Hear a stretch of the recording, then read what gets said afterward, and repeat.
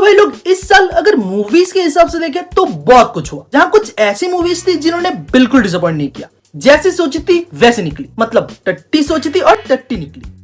और कुछ ऐसी मूवीज भी थी जिसने लिटरली नींद उड़ा दी प्रोड्यूसर्स की, जहां ऑडियंस ने सोचा था जब भी ये मूवीज रिलीज होंगी सबकी फट जाएंगी। एंड नो डाउट फटी, लेकिन ऑडियंस के एक्सपेक्टेशंस और प्रोड्यूसर्स की जीत। लेकिन कुछ ऐसी मूवीज भी थी जो बिल्कुल ही अनएक्सपेक्टेड, मतलब अचानक से आई और भयानक हिट बन गई। ऐसे ऐसे नंबर्स जो लिटरली किसी ने सोचा भी नहीं होगा। जहां मेरे हिसाब से सैयारा इस साल की वो मूवी थी जो बहुत अनएक्सपेक्टेड थी और बहुत बड़ी हिट बन गई। ऐसी हिट की इस मूवी ने लिटरली वॉर 2 को पछाड़ दिया। और कम ऑन, मूवी भी अच्छी खासी डिसेंट सी थी, लेकिन जो चमरी ऑडियंस थी इसने इस मूवी को सोशल मीडिया में बिगाड़ के रख दिया। और अभी हाल ही में रिलीज हुई एक दीवानी की दीवानियत, जो मूवी बिल्कुल अनएक्सपेक्टेड थी और सेम बहुत ही अच्छा कलेक्शन किया है, जहां 100 करोड़ प्लस तो आई गेस हो चुके हैं। सो मेरे कहने का मतलब है हाल ही में जो ऑडियंस का टेस्ट है वो एक्चुअली में चेंज हो रहा है। जहां मास एक्शन मूवीज और जो बड़े कमर्शियल मूवीज है वो उतना कलेक्शन नहीं कर पा रही, क्योंकि फर्स्ट शायद ऑडियंस भी एक हद तक ऐसे सारी मूवी से सैचुरेटेड हो चुकी है। सेम स्लो मोशन में एक्शन और एंट्री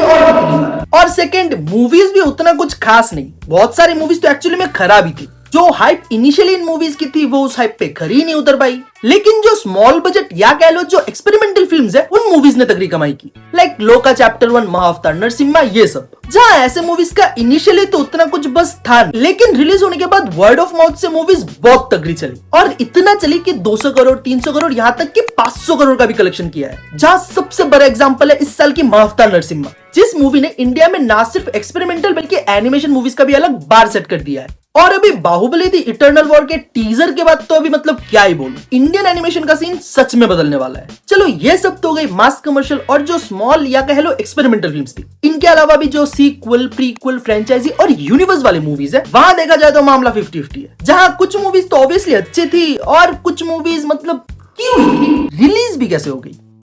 और कुछ मूवीज तो ऐसी भी थी जो कब रिलीज हुई और कब उतर गई, यू नेवर नो।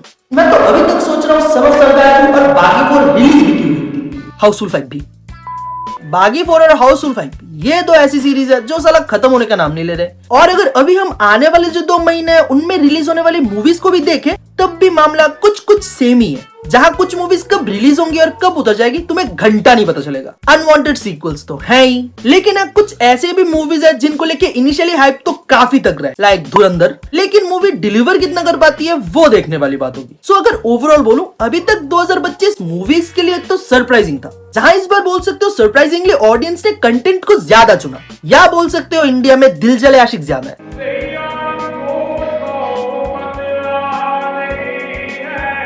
अभी देखो आने वाले टाइम में कौन सी मूवीज चलेंगी, कौन सी मूवीज नहीं चलेंगी, वो सीधा सीधा तो कोई नहीं कह सकता है। बट मुझे पर्सनली ऐसा लगता है आने वाले टाइम में जो कंटेंट बेस्ड फिल्म है वो थोड़ा ज्यादा चलेंगी। आने वाले टाइम में मास मसाला मूवीज या मास कमर्शियल मूवीज तो रहेंगी, लेकिन जो स्मॉल बजट या जो कंटेंट ड्रिवन फिल्में हैं वो थोड़ा ज्यादा चलेंगी। अगर कंटेंट तगड़ा हुआ और वर्ड ऑफ माउथ अच्छा हुआ तो ऑडियंस जरूर देखने आएगी, जिसका बिगेस्ट एग्जांपल है इस साल की लोका चैप्टर 1। बाकी जो सारे प्रीक्वल, सीक्वल या फ्रेंचाइजी होने वाले हैं उनका मामला मुझे थोड़ा सा गड़बड़ लगता है। मतलब चली तो रात भर नहीं तो झाड़ भर वैसे वाली बात है। कुछ मास एक्शन मूवीज जिनको लेके हाइप ज्यादा था और ऑडियंस की एक्सपेक्टेशन भी वो उतना नहीं चली, लेकिन कुछ ऐसी मूवीज जिनके बारे में शायद ऑडियंस को पता ना हो वो तगड़ी फटी। अभी देखना मजेदार होगा बाकी के 2 महीनों में क्या होता है। चलो ये तो गई मेरी बात, अभी तुम लोग बताओ तुम्हें क्या लगता है, क्या ऑडियंस मास कमर्शियल मूवीज से सच में ऊब चुकी है और अभी कंटेंट को ज्यादा प्रेफर कर रही है। साथ ही इस वीडियो को लाइक कर दो, शेयर भी, और हाँ सब्सक्राइब, मतलब ये तो कर ही सकते हो ना भाई।